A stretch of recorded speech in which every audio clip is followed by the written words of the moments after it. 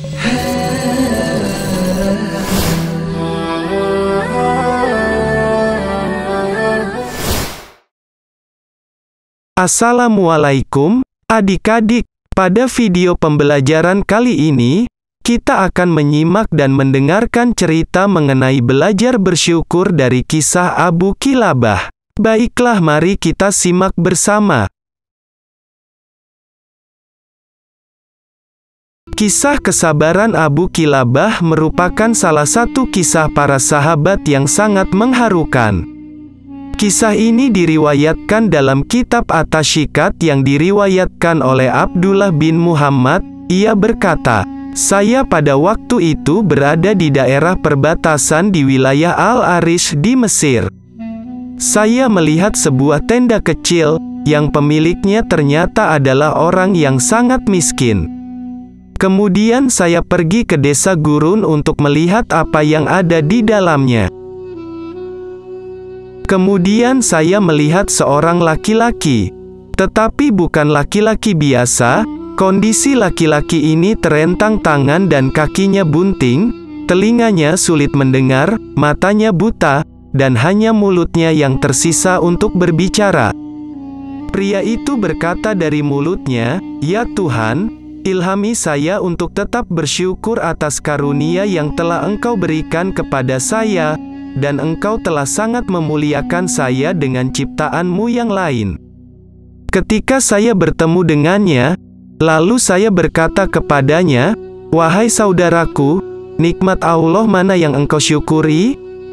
Kemudian laki-laki pemilik tenda itu menjawab, 'Saudaraku, demi Allah, seandainya Allah datangkan lautan, pasti lautan itu akan menenggelamkan aku, atau gunung berapi akan terbakar, atau langit akan menimpaku, dan menghancurkan aku.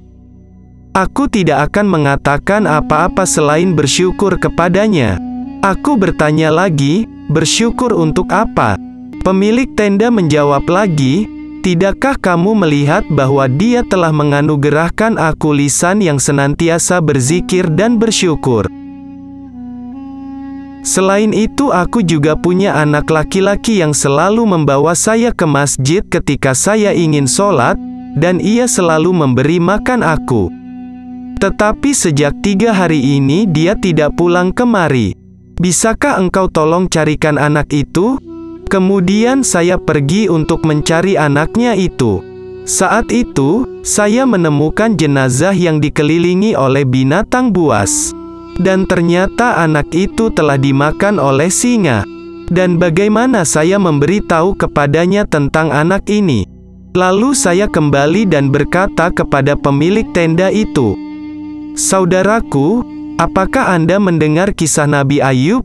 Pria itu menjawab, 'Ya, saya tahu ceritanya.' Lalu aku bertanya lagi, 'Sesungguhnya Allah telah memberinya cobaan dalam urusan hartanya. Bagaimana keadaannya dalam menghadapi musibah itu?' Ia menjawab, 'Ia menghadapinya dengan sabar. Allah menguji Ayub dengan kemiskinan. Bagaimana menghadapi itu?'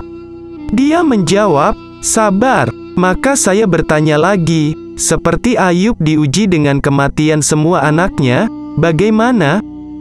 Dia berkata, 'Bersabar.' Saya bertanya lagi, 'Dia juga diberi penyakit di tubuhnya. Bagaimana?' Dia berkata, 'Bersabarlah.' Kemudian pemilik tenda itu berkata, 'Sekarang katakan padaku, di mana anakku?' Saya menjawab, 'Saya telah menemukan anak Anda di gurun pasir dalam keadaan telah diterkam dan dimakan oleh hewan buas.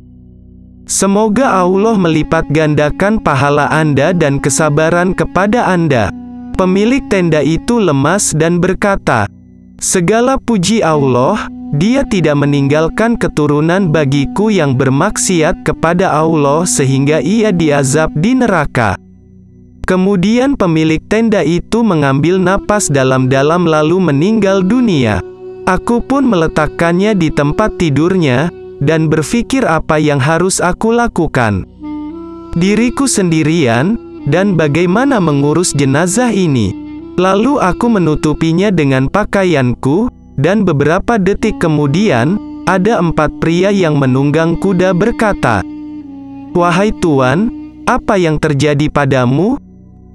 Kemudian saya memberitahu mereka apa yang saya alami, dan meminta mereka untuk membantu saya merawat jenazah pria ini.